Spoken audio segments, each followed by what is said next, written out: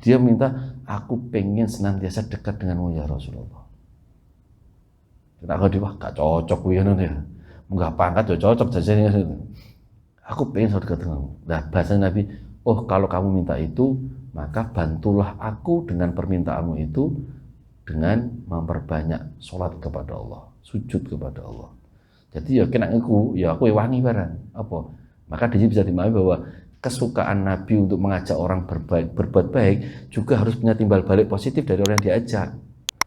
Nabi sering ngajak orang tapi kadang diabaikan aja, tapi juga gak nyaman. Kowe nak seneng tak ajak. Aku seneng ngajak awakmu, yo kowe kudu seneng sing tak ajak juga. Itu Nabi Muhammad SAW. Assalamualaikum warahmatullahi wabarakatuh. Alhamdulillahirabbil alamin. Allahumma shalli wa sallim wa barik ala sayyidina Muhammadin miftahi babi rahmatillah adada ma fi ilmillah salatan wa salaman daimaini bidawami mulkillah wa ala alihi wa sahbihi wa man walah la hawla wa la quwwata illa billah amma ba'd. Segenap jamaah sholat asar musola al-muhajirin ya al-muhajirin yang dirahmati Allah Subhanahu wa taala, Bapak Ibu. Pada kesempatan ini karena momentumnya masih momentum bulan Maulid, meskipun ini sudah di penghujung ya, tanggal likuran atau tanggal berapa, 23 atau 24. Dan dalam rangka itu semua, maka kajian tafsir pada sore hari ini kita akan mengkaji surat At-Taubah ayat 128. Mungkin bisa dibaca sendiri dikaitan dengan ayat ini. Sebelum ke sana saya ingin bercerita, ayat ini itu agak spesial. Jadi ada kisah spesial terkait dengan ayat At-Taubah 128. Bukan berkaitan dengan wahyu turunnya, tapi lebih pada berkaitan terkait ketika Al-Quran pada masa Khalifah Utsman, atau kalau enggak di Khalifah Abu Bakar, masa Sayyidina Umar, itu ada namanya proses pengumpulan ayat Al-Quran yang dikomandoi oleh sahabat namanya sahabat Zaid bin Sabit. Itu ditugasi oleh Abu Bakar untuk mengkompilasi Al-Quran dari berbagai kumpulan para sahabat. Ada kisah unik dari cerita ini. Jadi sahabat Zaid bin Sabit itu sudah mengumpulkan sekian ribu, puluhan ribu, karena Quran itu 6.000 sekian. Masih ada yang kurang apa enggak? Kemudian ada sahabat nggak populer namanya Abu Khuzaimah Al-Ansari, sahabat dari Madinah, dari Ansor, namanya Abu Khuzaimah, mendatangi sahabat Zaid bin Sabit. Beliau mengatakan bahwa saya punya ayat yang turun itu saya dapat dari Rasulullah SAW. Rasul mengatakan ini At-Taubah ayat 128 dan 129, dua ayat. Zaid bin Sabit tidak begitu langsung menerima pernyataan itu, karena Zaid itu punya standar ketika mau mengumpulkan ayat Al-Quran. Standar yang paling utama adalah dipastikan ayat itu pernah didengar dan diketahui oleh sahabat semua. Semua dalam artian banyak orang, tidak 1-2 orang tok. Nah, kan sulit ini. Abu Khuzaimah ditanya, kamu dapat dari mana? Dari Rasul. Rasul bilangnya gimana? Ini ayat Al-Quran. Saya dapat 2 ayat dari Rasul, ayat Al-Quran. Sahabat yang lainnya itu tahu bahwa ada surat At-Taubah kurang 2 ayat ini, tapi tidak tahu siapa yang bisa hafal ayat ini, siapa yang tahu ayat ini ceritanya gimana. Abu Khuzaimah melaporkan dirinya. Ada lain selain kamu dah? Tidak ada, itu pas saya saja. Wah, repot kan? Nah, kemudian ayatnya apa? Ayatnya ini, laqad ja'akum rasulun min anfusikum azizun 'alaihi ma 'anittum harisun 'alaikum bil mu'minina raufur rahim. Fa in tawallaw faqul hasbiyallahu la ilaha illahu 'alaihi tawakkaltu wa huwa rabbul arsyil azim. 2 ayat surat At-Taubah bagian terakhir. Ceritanya gimana? Ceritanya suatu saat Abu Khuzaimah bercerita bahwa dia melihat Rasul itu, bukan melihat ya, ceritanya itu Rasul baru di pasar membeli seekor keledai. Di pasar beli keledai. Nah, ketika itu Nabi masih ada urusan yang lain. Kemudian setelah beliau membeli keledai itu di pasar, sayangnya Nabi itu lupa ngasih penanda terhadap keledai yang sudah dibeli. Nah, Nabi urusan kemudian kembali lagi ke tempat yang jual keledai itu. Nabi mengatakan, ini keledaiku yang tadi saya beli. Si penjualnya nakal, bukan, ini bukan keledaimu. Mana buktinya? Nabi gak bisa kasih bukti, tidak ditandai. Nabi, dan kalau gak ada bukti, saksinya siapa? Yang kamu beli ke saya keledai ini. Nah, ini bakal nakal sono zaman semono. Pemenang saiki. Nabi kesulitan mencari saksi. Memang tidak ada saksi saat itu yang bisa tahu bahwa Nabi sedang membeli keledai. Nah, Abu Khuzaimah datang mengklaim dirinya. Mengklaim, aku lihat dan aku tahu bahwa Nabi telah membeli keledai ini kepadamu. Nah, dengan alasan itu kemudian dilepaskanlah si penjual itu. Ya udah, bawa aja. Tapi Rasul masih eskal. Ditanya Abu Khuzaimah, kamu kok berani? Wong kamu nggak lihat saya beli. Kamu kok percaya kalau itu keledai saya? Kamu kok kepedean itu loh. Wong saya yakin pas saya beli juga nggak ada yang lihat, nggak ada yang tahu. Kamu kok sok klaim bahwa kamu merasa lihat? Jawabannya Abu Khuzaimah itu sederhana. Kok cuma soal keledai ya Rasulullah? Jenengan bilang ayat ini Al-Quran aja saya sudah percaya. Kemudian turun ayat itu. Kok cuma hanya jual beli keledai yang nggak ada urusannya dengan itu. Oh, jenengan ngomong satu ayat bahwa ini ada ayat Al-Quran, saya aja langsung percaya. Nah, ketika itu kemudian Rasul mengatakan, ya Abu Khuzaimah, syahadatuka ka syahadati rajulain. Persaksianmu itu sebagaimana kualitasnya seperti persaksian 2 orang. Ketika itu muncul dinyatakan oleh Abu Khuzaimah, Zaid bin Sabit merasa yakin bahwa Abu Khuzaimah nggak bohong kalau ini. Ya udah, tak catat kalau gitu. Masuklah dalam mushaf yang kita baca selama ini. Itu kan Abu Khuzaimah kok nggak meyakinkan orangnya, 2 ayat ini nggak akan muncul di surat At-Taubah. Nggak akan muncul itu. Dan memang akhirnya banyak cerita. Kalau di pesantren itu ayat 2 ayat ini terkenal, Pak, untuk wiridan, Pak. Kalau dalam tradisi pesantren itu untuk pager ya. Nah, untuk tameng diri. Itu masyhur di pesantren itu, saya dapat dari kiai saya juga. Itu ada itu bacaan ini. Setiap pagi baca 3 kali, setiap menjelang sore baca 3 kali. 2 ayat, tapi tidak cuma 1, tapi 2 ayat. Laqad ja'akum sama yang fa'in tawallaw faqul hasbiyallahu la ilaha illa itu. Wadifahnya apa? Fadilahnya itu bisa menjaga diri kita dari kematian sesaat. Jadi kalau kita baca di pagi, diharapkan kita tidak meninggal di pagi itu. Kalau kita bacanya di sore hari, kita berharap tidak meninggal di sore sampai malam itu. Kan siapa sekarang yang mau meninggal sesaat aja, bingung tuh. Kemudian ini ada cerita lucu. Seorang, ya soal ini, ijazah ini. Ada santri mana ya? Di daerah timur, Jawa Timuran lah. Itu tanya kepada santri, lah terus kalau gitu kita nggak mati-mati ya? Baca pagi nggak mati, baca sore malamnya juga nggak mati-mati itu. Jawabannya kiainya bagus, diplomatis. Matinya kalau pas kamu lupa bacanya. Jadi kadang-kadang santri yang nakal jelek. Kalau pas lupa itu pasti pas mati gue. Gak mungkin enggak itu. Kan nggak mungkin kalau mati mikir baca ini kan ya nggak mungkin. Jadi itu ini kan ikhtiar saja, wali mereka pengalaman ikhtiarnya saja.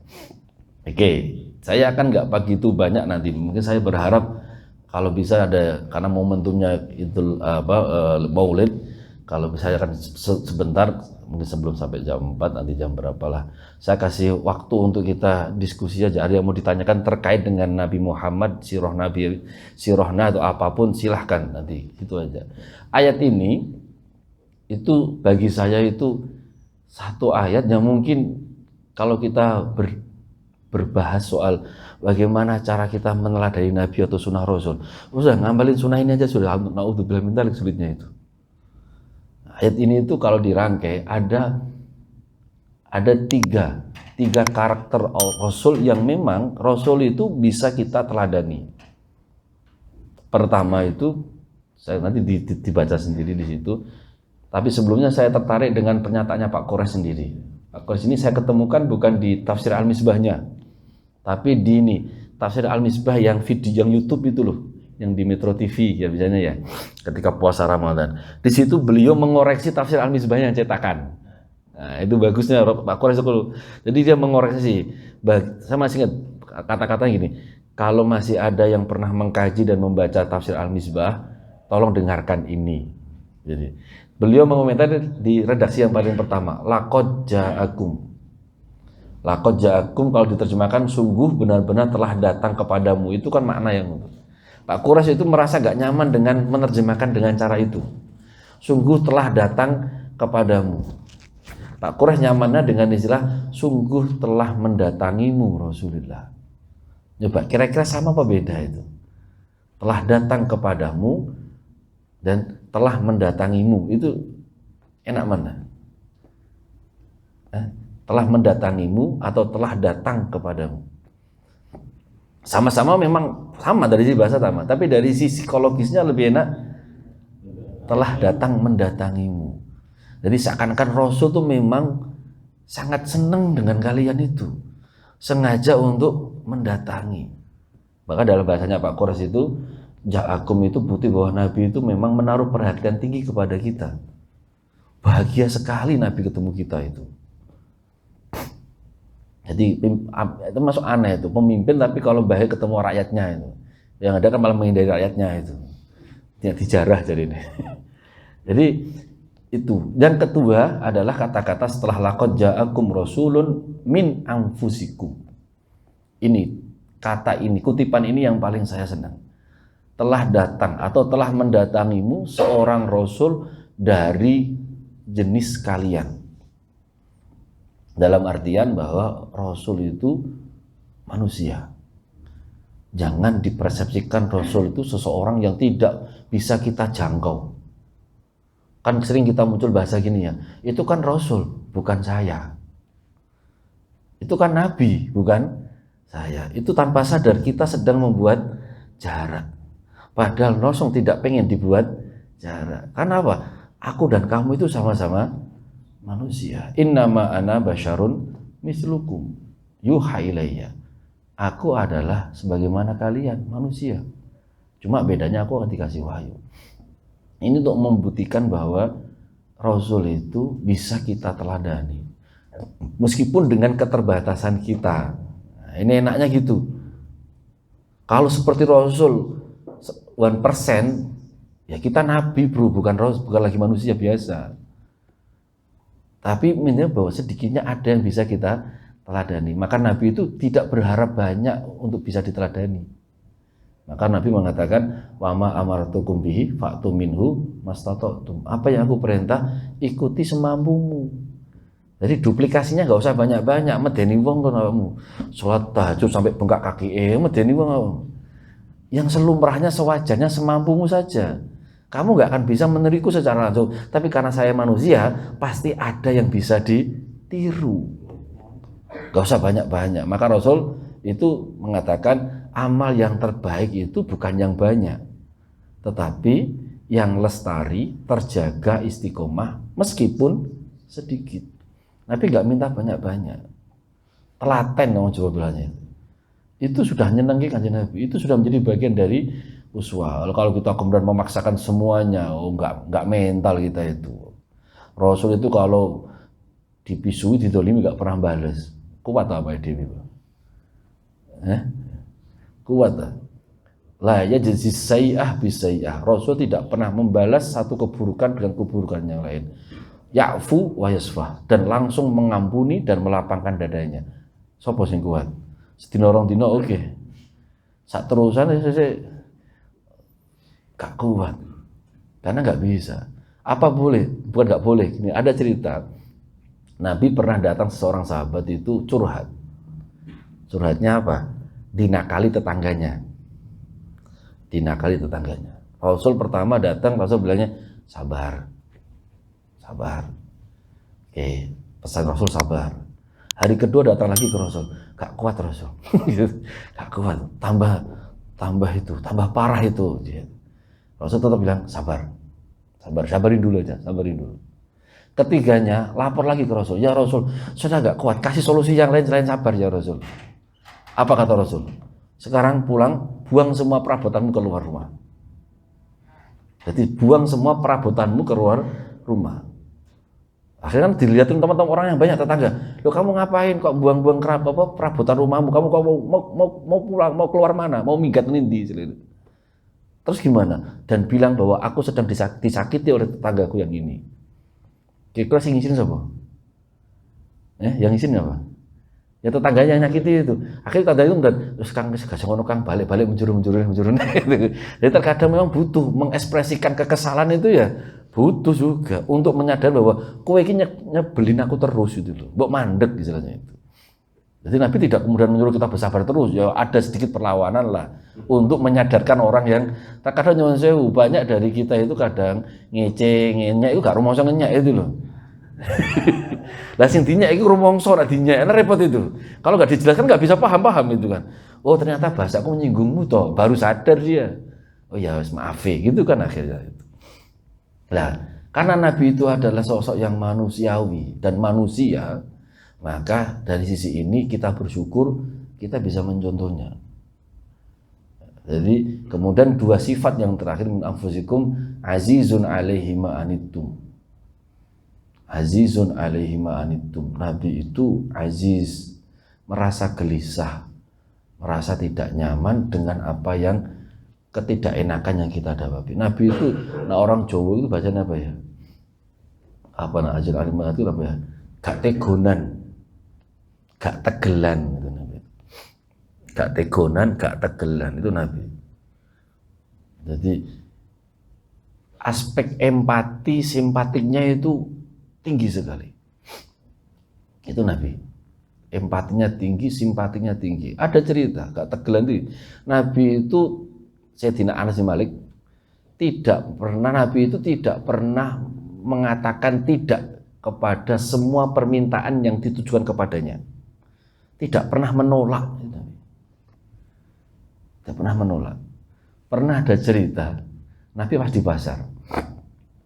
pasar sama Sayyidina Umar. Datang seorang sahabat yang miskin. Minta-minta kepada Nabi Muhammad. Ya Rasulullah, aku minta sesuatu. Apapun itu yang kau punya. Rasul mengatakan, aku main di syekh, aku gak punya sesuatu lagi. Pokoknya saya mau minta kamu. Karena Nabi gak bisa menolak. Bayangkan, Nabi apa yang dilakukan? Gini aja, kamu beli sesuatu kepada siapapun yang di pasar ini dan bilang nanti saya yang bayar. Ngutang atas nama orang lain. Jadi gini aja, saya nggak punya apa-apa untuk bisa ngasih ke kamu. Kamu datang ke siapapun yang di toko ini, kamu beli apa, bilang nanti Muhammad bin Abdullah yang bayar. Ada nggak sini gitu? Pas jajan, bro, gak gue duit aku. Enek Kris tau ora, malah ngono juga. Modusmu. Kono tak bayari aku. Enggak itu sunah Rasul itu kalau gitu. Kalau sunah Rasul. Lah, Umar tahu sedikit marah kepada Nabi. Ya Rasul, kalau kamu nggak punya apa-apa, jangan nyusahin dirimu. Lah kenapa Umar? Orang ini tadi sudah tak kasih. Dia minta aku juga. Sudah tak kasih. Jadi gak usah jenengan terlalu membebankan diri jenengan. Apa ekspresi Rasul? Rasul itu ekspresinya nggak nyaman dengan sikapnya Umar itu, gak senang aja itu. Kemudian ada satu sahabat Ansor yang juga soal penjual di sana mengatakan, ya Rasulullah, jangan takut dengan apa yang Allah berikan kepadamu. Ojo dikira bahasa Jawa itu. Nah, apa bilang apa? Nah, saya setuju dengan omongannya orang ini. Gitu. Aku diutus memang untuk seperti itu, untuk menyenangkan semua orang. Gitu. Umar agak tersindir itu, wah aku salah nih ya aku itu. Itu Nabi Muhammad. Azizun alaihi ma anittum, merasa nggak nyaman kalau ada sahabat umatnya yang bersedih. Maka Nabi itu jangan dipahami hanya bermanfaat ketika beliau sudah masih ada, bahkan sudah tidak ada pun masih bermanfaat. Ini ada dalam hadis Imam Tirmidzi, jelas, masyhur. Atau Imam Bazar juga ada dalam itu. Hayati khairun lakum wa mamati khairun lakum. Hidupku itu memberikan manfaat untuk kalian. Matiku juga memberikan manfaat untuk kalian. Lah kok bisa? Aku hidup, kamu bisa bercakap-cakap denganku. Apa yang aku penginan atau apa yang kamu penginin bisa kita diskusikan bareng-bareng. Enak kan ketemu Nabi konsultasi apa itu. Aku hidup bermanfaat untuk kalian. Lah kalau matinya jenengan, kematianku juga bermanfaat untuk kalian. Apa?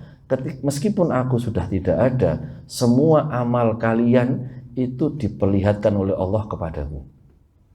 Jadi jenengan di sini duduk-duduk sini ini, itu dilaporin oleh malaikat nih gini, Gusti Kanjeng Nabi. Berapa orang yang hadir, siapa saja. Ketika amal yang aku lihat dari kalian itu adalah amal baik, maka aku memuji Allah, aku senang, aku bahagia dengan itu. Namun ketika yang diperlihatkan kepadaku, amal kalian itu jelek-jelek semua, terus gak mutu belas itu. Apa kata Rasul? Aku mintakan ampunan untuk kalian di hadapan Allah Subhanahu wa taala. Iku nak gak empati peduli banget gak ono model kaya ngono. Perampung, berarti Nabi kan tugasku ning donya tok, bariku rampung kan itu kan. Nabi enggak, tetap memperhatikan kita meskipun Nabi sudah wafat. Itu azizun alaihi ma'anitum. Sifat empati, simpatik itu salah satu ciri khas utama Nabi. Yang ketiga, berarti sifat Nabi pertama itu manusiawi. Tadi jangan terlalu dilebih-lebihkan. Yang kedua, Nabi itu peduli, empatik. Nomor 3, Nabi itu azizun, harisun alaikum. Harisun alaikum itu kalau terjemahannya di sini adalah menginginkan, sangat menginginkan bagimu keimanan, keislaman dan perbaikan kondisimu. Nabi itu pengennya semuanya orang sak dunia ini Islam kabeh gitu. Pengenin Nabi itu. Jadi kalau ada orang nakal, beliau itu bukan malah marah tapi sedih. Kok nakal sih mbok sing apik dadi wong. Jadi wong iki pengen dadi wong apik kabeh itu Nabi Muhammad. Jadi pengen dadi wong kabeh, pengen sukses kabeh, pengen seneng kabeh itu kabeh Nabi Muhammad. Itu sikap yang paling menonjol. Kata Haris itu kan pakai ini. Hak, ro dan sin. Itu artinya adalah makna kata aslinya itu serakah. Tamak, serakah dalam artian serakah itu penginnya itu terlalu berlebihan untuk kebaikan, itu namanya Haris. Nabi itu. Jadi nek esuk iki kabeh iki entuk jabatan munggah kabeh, nek esuk iki ngono kabeh Nabi. Apik kabeh gak ono sing di DO, gak ono sing dipecat wis mlebu kabeh apik kabeh. Nah malah mungkin bahasa Nabi jadi menteri kabeh nu paling karepe Nabi yo karepe ngono kabeh. Wong sing uripe nyaman kabeh itu. Dan itu terjadi dalam perilaku Nabi sehari-hari. Terjadi. Nabi itu sering nyenengke pembantu-pembantunya. Nabi merasa sering repoti mereka. Ada satu pembantu namanya, ya Allah saya tak lupa namanya, nggak begitu populer soalnya. Salah satu anak buahnya Anas bin Malik. Karena Anas bin itu ibaratnya ketua protokoler istana ya. Nah, punya anak buah banyak. Satu dan saya lupa namanya itu sering bantu Nabi, sering menyiapkan apa-apa Nabi. Satu saat orang ini sedang menyiapkan sesuatu di depan Nabi, disuruh berhenti. Kamu sini dulu duduk. Nabi mengatakan gini, Sal itu mintalah sesuatu dariku. Gue sering tak repoti, ya. Saiki aku pengen nyenengke awakmu. Kamu minta sesuatu dariku. Jaluk apa wae? Terserah. Sepeda apa, Pajero apa terserah jaluk. Jaluk one aku. Orang ini tahu betul, wah ini momentum bagus ini. Tidak semuanya sahabat bisa punya momentum seperti ini.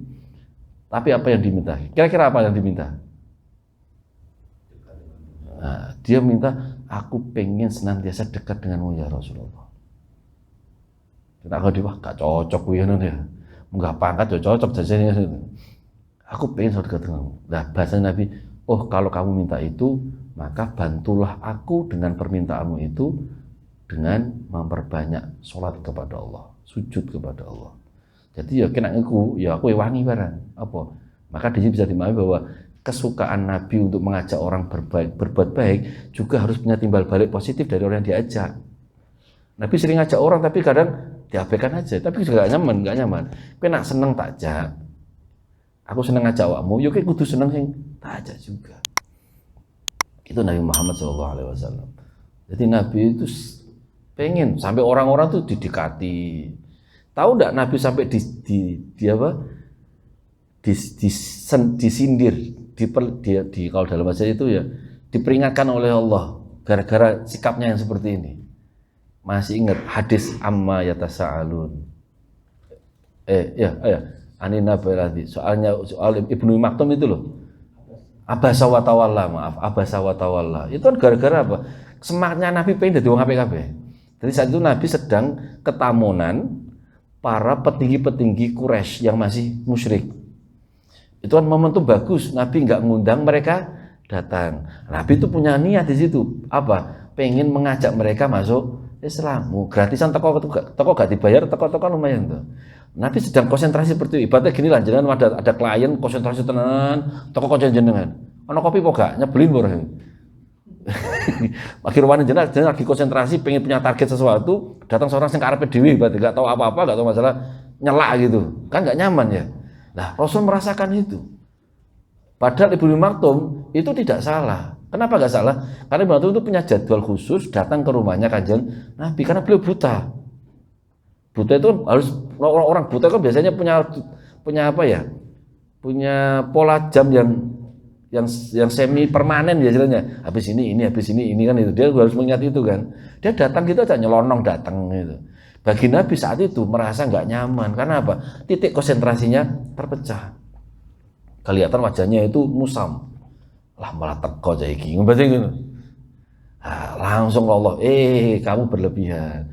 Ini juga mau pengen ngaji juga. Muncul abasa wa tawalla anjahul amal. Jadi sifat kepinginnya Nabi untuk orang berbuat baik itu tinggi sekali.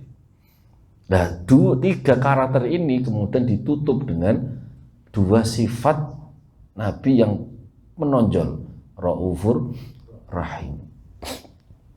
Raufur Rahim itu nempel persis dengan Asmaul Husnanya Allah, Ar-Rauf Ar-Rahim, tidak kurang tidak lebih. Jadi manifestasi atau bentuk perwujudan kasih sayangnya Allah kepada makhluk itulah adalah hadirnya Rasulullah SAW. Tanpa Nabi kita tidak tahu mana yang baik, mana yang buruk. Benar tidak? Ada Quran, tapi kalau nggak ada Nabi Muhammad menjelaskan dan mempraktekkan kehidupannya, bisa tidak kita niru mana baik dan buruk? Maca dhewe ru mesti iso. Maca entuk memahami ru mesti. Nabi mempraktekkan, akhirnya kita bisa paham betul. Dari Nabi kita tahu bagaimana menyayangi orang, bagaimana membatasi diri untuk berbuat yang berlebih. Dari Nabi kita tahu mana yang layak kita konsumsi, mana yang gak layak kita konsumsi. Dari Nabi kita tahu batasan, mana yang mungkin bagian dari hak kita, mana yang bukan dari hak kita. Kita semuanya belajar dari Rasulullah SAW. Itu dimensi Rauf Rahimnya Rasulullah SAW. Maka ayat ini itu kalau kita ngomong lakot karena kum fi Rasulillah uswatun hasanah, ya simbolisasinya ya ayat ini. Aktivitas Nabi selama 23 tahun berdakwah ya dari sini. Orang Taif itu apa kurang ajarnya dengan Nabi? Ya. Nabi bilangnya apa? Biarin aja, mereka tidak paham. Sopo nyono kok putu-putune sing mlebu Islam. Faktanya Ibnu Abbas makamnya di Taif sekarang. Jadi target ziarah wisata sekarang. 100 real. Wong siji. Nah itu. Padahal Taif dulu bagaimana ceritanya itu?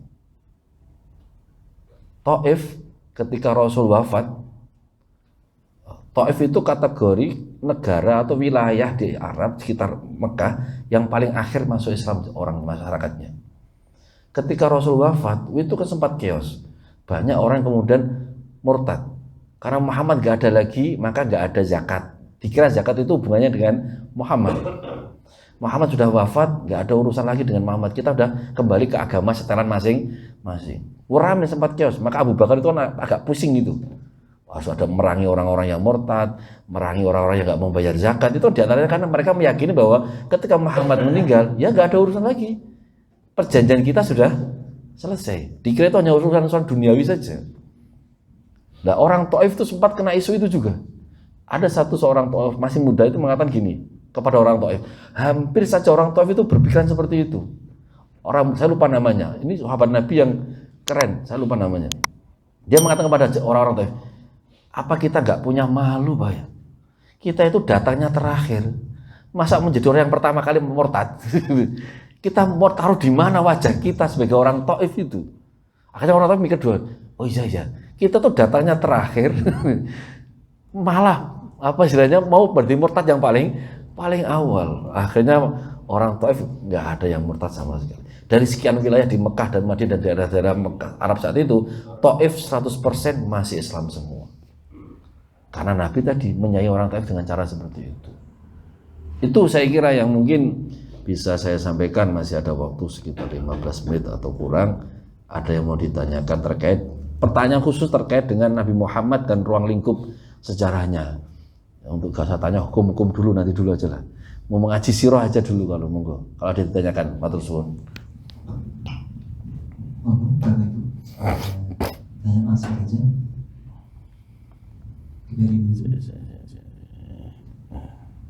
Mungkin saya dulu saja. Oh, monggo. Sedikit cerita biar saya tidak penasaran terus. Iya, apa itu? Jadi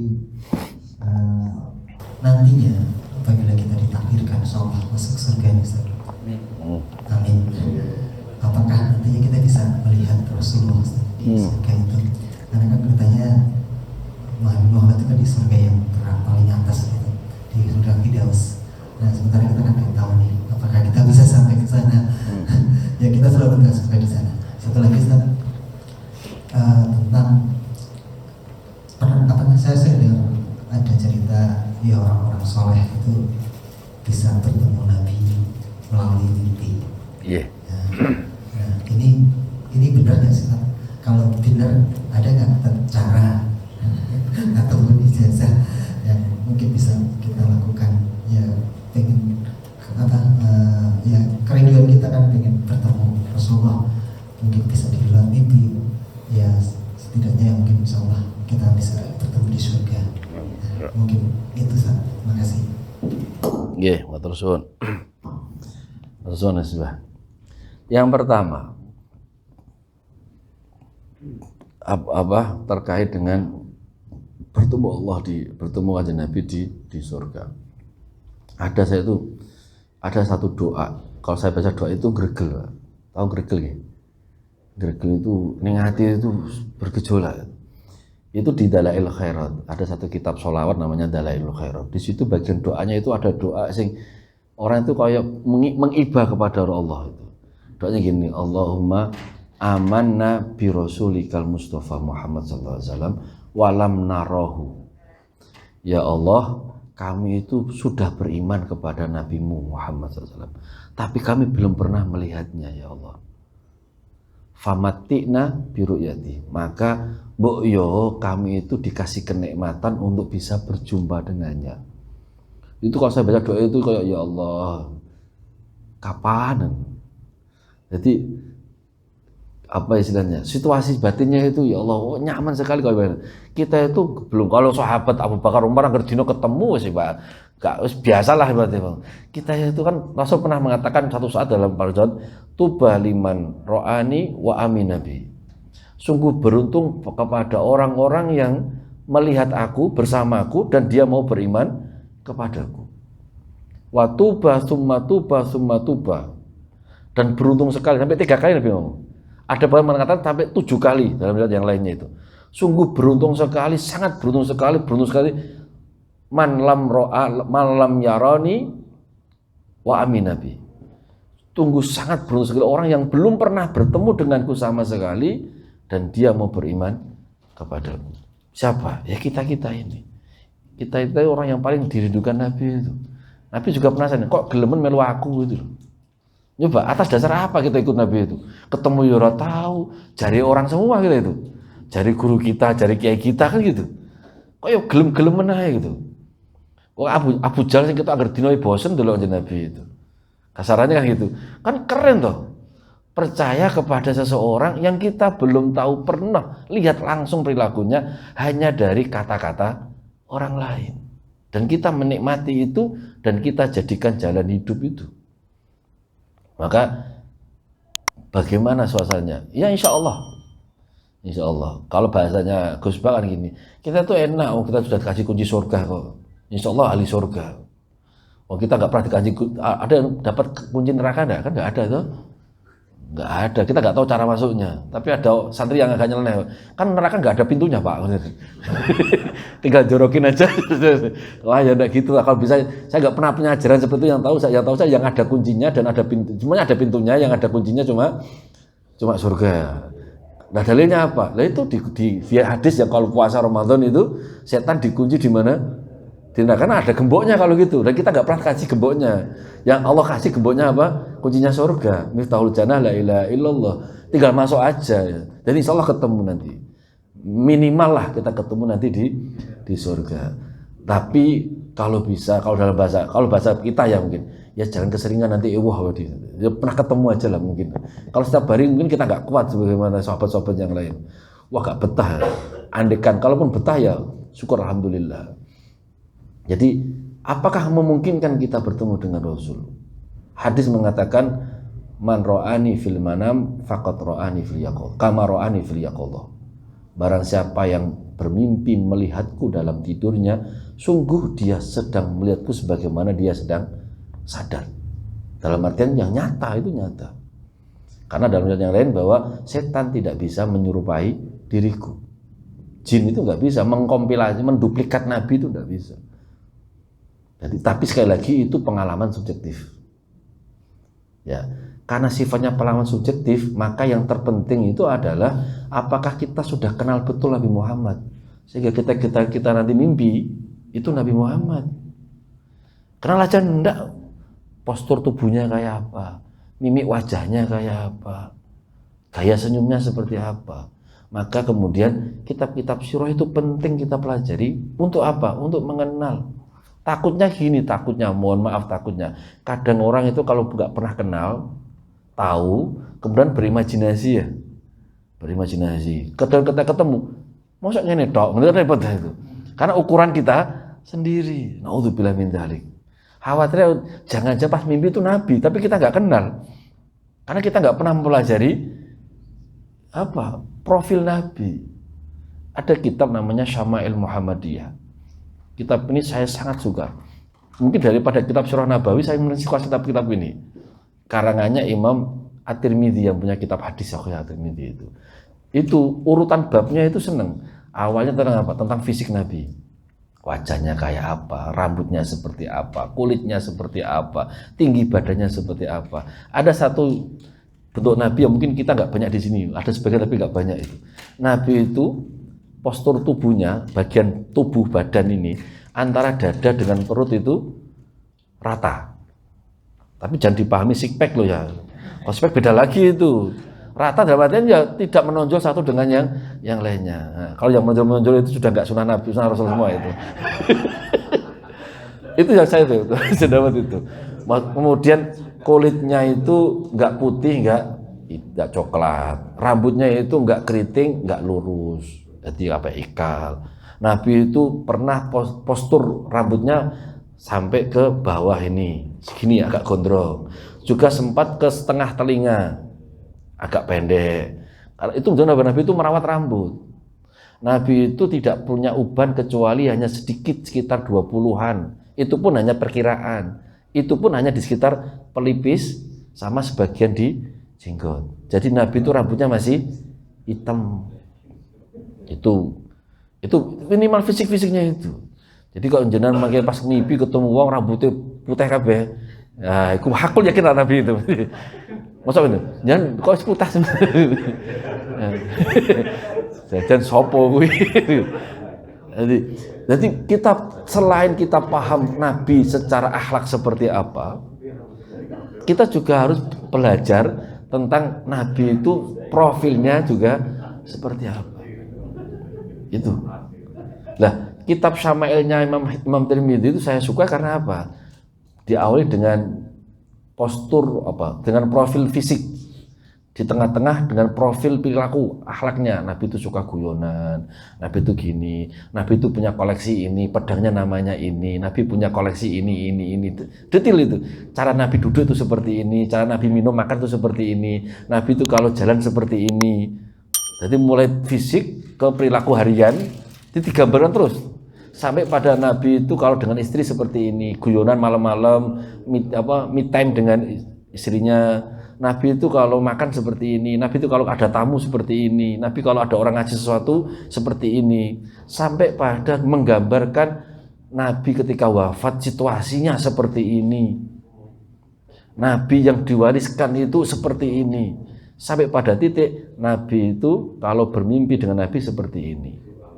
Itu Imam Tirmidzi tujuannya apa? Kalau kamu nanti mau mimpi ketemu Nabi, kenali dulu orangnya, dan kita berharap di ujung kita bisa bertemu dengan Rasulullah SAW. Meskipun itu sifatnya subjektif, pengalaman orang, tapi biasanya ada kesan,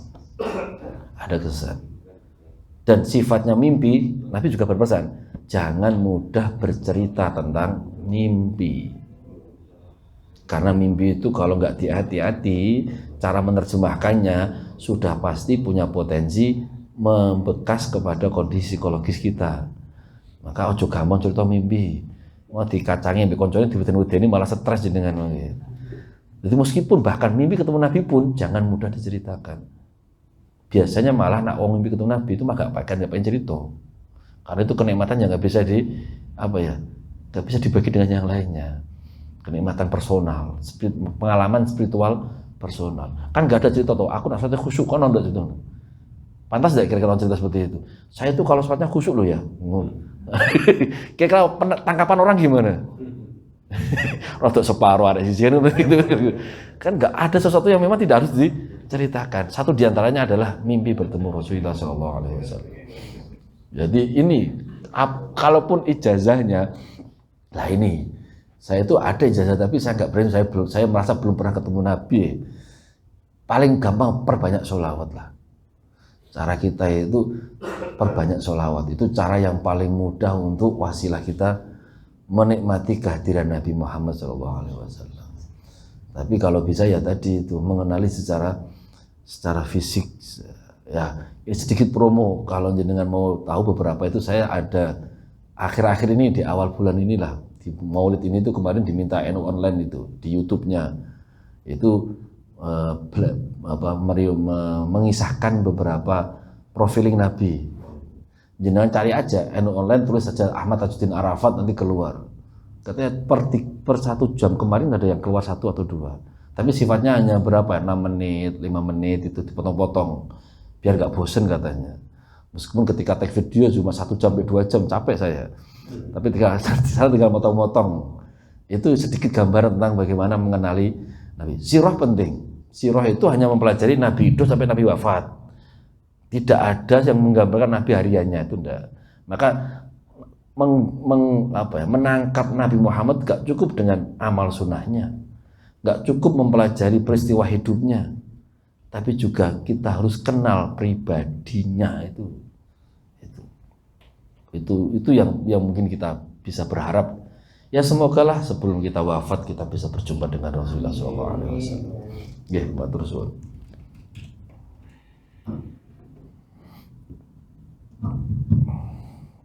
Sebelum masih ada. Alhamdulillah. Ya. Terima kasih jazakallahu khairan. Sangat menarik sekali apa yang disampaikan tadi. Semoga ini bisa Amin. mungkin ataupun Amin. insyaallah. Amin. Baik, untuk saya mohon kepada Ustaz untuk bisa menutup doa. A'udzu billahi minasyaitonir rajim. Bismillahirrahmanirrahim. Alhamdulillahirabbil alamin. Hamdan na'iman hamdan syakirin hamdan jazila fi mazida ya rabbil alamin kama yanbaghi li jalali wajhikal karim wa azim sultanik. Allahumma shalli ala sayyidina Muhammadin salatan tunjina biha min jamil ahwali wal afat wa taqdina biha jami'al hajat wa tarna biha min jami'is sayyi'at tarfa'una biha inda wa taqabbalna Allahumma a'inna ala dzikrika wa syukrika wa husni ibadatik.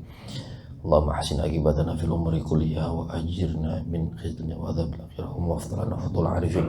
Allahumma anfa'na bima 'allamtana wa 'allimna ma yanfa'una wa zidna ilman nafi'a. La tad'alna fi maqamina hadza dhanban illa ghafartahu wa la aiban illa satartahu wa aslahtahu wa la danan illa qadaytahu wa la hajatan min hajatika wa la hamlan illa farajtahu wa la danan illa qadaytahu wa yassartahu bi rahmatika ya arhamar rahimin. Takhalna fika nafillah wa takhasana fi khisnillah la hawla wa la quwwata illa billah. Hasbunallahu kufina wa ni'mal wakil kina wa ni'mal nasiru dina.